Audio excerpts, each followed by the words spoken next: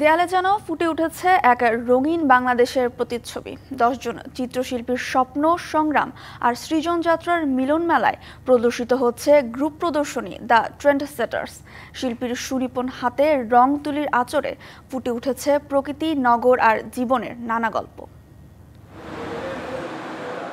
জল রং, অ্যাক্রিলিক আর তেল রঙে তুলির আঁচড়ে ক্যানভাসে ফুটে উঠেছে বাংলার ঋতুবৈচিত্র্য, প্রাণ প্রকৃতি, ভোরের আলো আর শহরের অলিগলিতে ভেসে আসা জীবনের রং। জলাভূমির মহিষ যেন হাওরের দুপুরকে বেঁধে রেখেছে রঙের বাঁধনে। এমন নান্দনিক সব চিত্রকর্ম দেখতে রাজধানীর লালমাটিয়ার ভূমি আর্ট গ্যালারিতে ভিড় করছে নানা বয়সী মানুষ। চোখে বিস্ময় আর মনে নানা প্রশ্ন নিয়ে উপভোগ করছেন এসব শিল্পকর্ম। শাইনি চুলে এখন হবে সব হেয়ারস্টাইল। সিল্কোর দ্বিগুণ শাইনি চুল প্রতিদিন।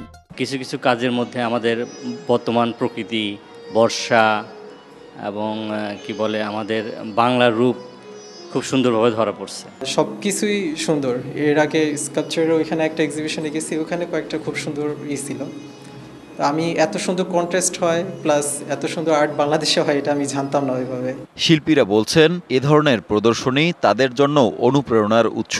আসলে এক্সিবিশন দেখার কারণে এটা যে নিজের কাজের প্রতি যাতে আরেকটু আগ্রহটা বাড়ে।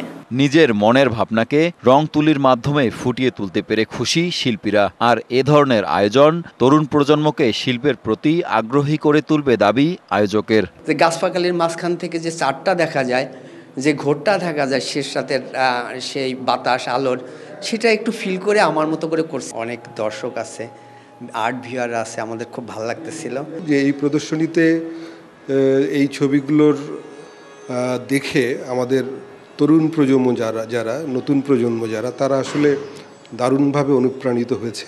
শহর গ্রামের রঙে আঁকা এই প্রদর্শনী উন্মুক্ত থাকবে আগামী 12 আগস্ট পর্যন্ত।